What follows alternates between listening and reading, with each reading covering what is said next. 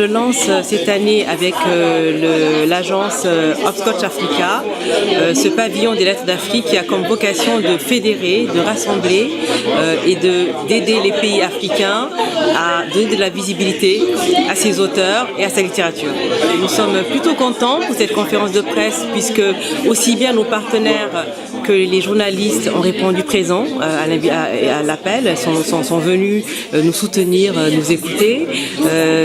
On a reçu des encouragements et des félicitations, donc je pense que le projet plaît, que les gens, il y a une adhésion autour de ce projet et je pense sincèrement que nous allons faire un bel événement au Salon du Livre de Paris. Le gros changement, c'est la façon dont les pays seront perçus sur ce salon, puisque comme vous le dites, des pays qui ont essayé de venir tout seuls étaient passés inaperçus, n'avaient pas de visibilité, alors que le fait de les rassembler sur un pavillon commun, de leur donner de la visibilité, de l'espace, de les présenter aux médias, ça va changer complètement leur façon d'être présente sur Paris. Conakry, capitale mondiale du livre, c'est une fierté pour toute l'Afrique parce que c'est là, comme j'ai dit tout à l'heure, la première ville africaine subsaharienne, en tout cas francophone plutôt, qui a eu l'honneur d'être désignée par l'UNESCO. Donc c'est Conakry, d'accord, mais c'est toute l'Afrique qui est fière de cette initiative. On est très ravis d'avoir accueilli en tout cas tout ce beau monde-là aujourd'hui pour parler de salon, de valoriser cette culture africaine, cette littérature africaine aujourd'hui qui est en pleine ébullition. Aujourd'hui, l'un des gros événements, voire le plus gros aujourd'hui qui va être organisé pour valoriser vraiment cette culture aujourd'hui à Paris. Donc on a très hâte que ça se déroule la semaine prochaine pour pouvoir faire vivre tout ça.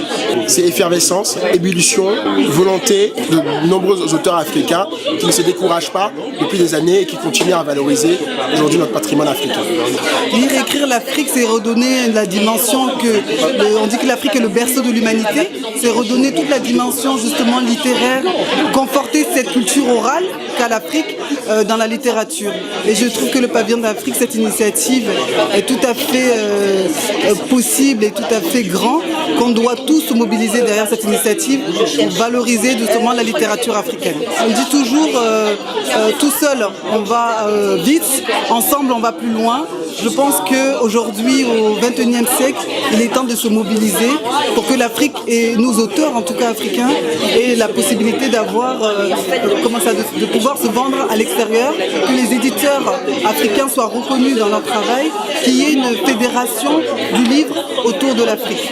Je pense qu'il faut, aujourd'hui on a 12 pays, j'espère qu'en 2018, on en aura 50. Une grande fierté que cette initiative a été faite pour la mise en valeur en fait des auteurs et les écrivains, les éditeurs et tous les acteurs autour du livre. C'est un soulagement puisque je traite de la parité homme-femme. C'est un soulagement et c'est une fierté aussi parce que ça prouve que les femmes sont à l'initiative de beaucoup de choses et il faut les encourager. Notamment dans la littérature aussi, il faut encourager la plume féminine qui est différente des autres. Ouais, je ne vais pas faire une allusion à George Sand qui est une femme qui à l'époque a dû changer son nom en masculin. George Sand est une femme, l'écrivaine. Et donc cette problématique a déjà commencé avant. Et maintenant, nous essayons de faire en sorte que les écritures féminines, la plume féminine, puissent émerger. Mon livre sera à la librairie principale avec tous les autres livres. Et je serai aussi en partenariat avec le pays Côte d'Ivoire. Parce que mon livre s'intègre dans l'intégration continentale et sous-continentale.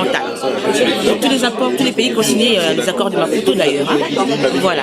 Mon livre s'appelle Alma Mater, la terre nourricière. Nous sommes les mères nourricières et on va essayer de les mettre en valeur à ce salon du livre. Nous travaillons pour promouvoir cet événement à Conakry, en Guinée, qui commencera au mois d'avril 2017.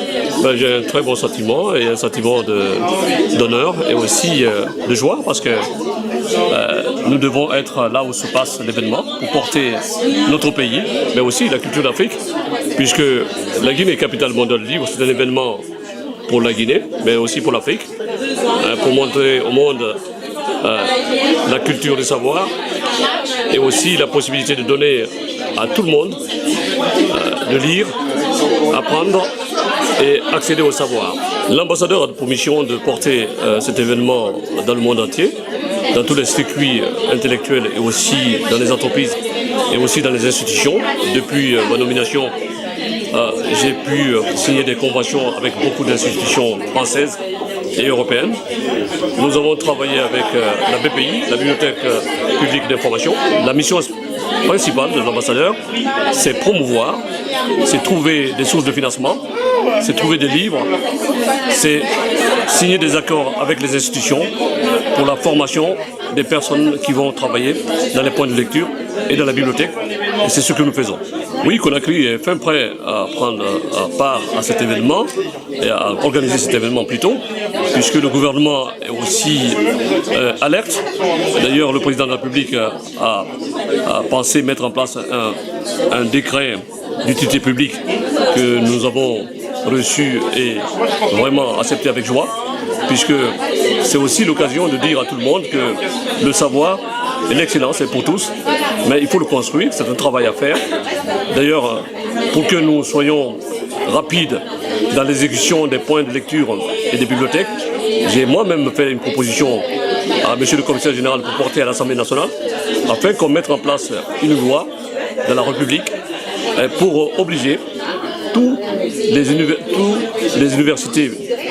universités privées, les écoles privées, afin qu'ils puissent aménager un coin de lecture, un coin de bibliothèque, au risque de perdre tout à fait leur délégation pour ne pas tout à fait rester comme ça, université sans livres, université sans point de lecture. Donc nous travaillons pour que tout le monde y prenne part, pour qu'on puisse multiplier ces points de lecture et des bibliothèques en Guinée. Ensemble, on est plus forts.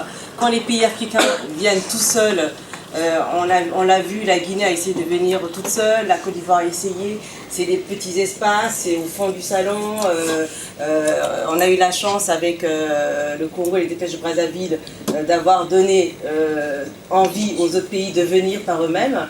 Mais si chaque pays devait venir tout seul, on serait séparés, on n'aurait pas la même visibilité.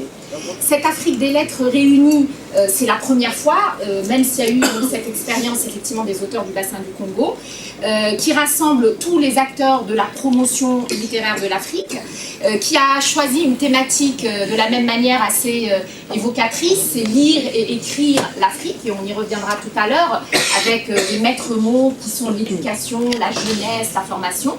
Et puis, de façon concrète, comme le disait Aminata, ce pavillon va finalement donner de la visibilité, une meilleure visibilité. Nous serons là pour soutenir l'événement et être aux côtés de Conakry, capitale mondiale du livre. On sera là. Toute l'Afrique doit se mobiliser derrière cet événement. Guinée Buzz, c'est là où ça se passe.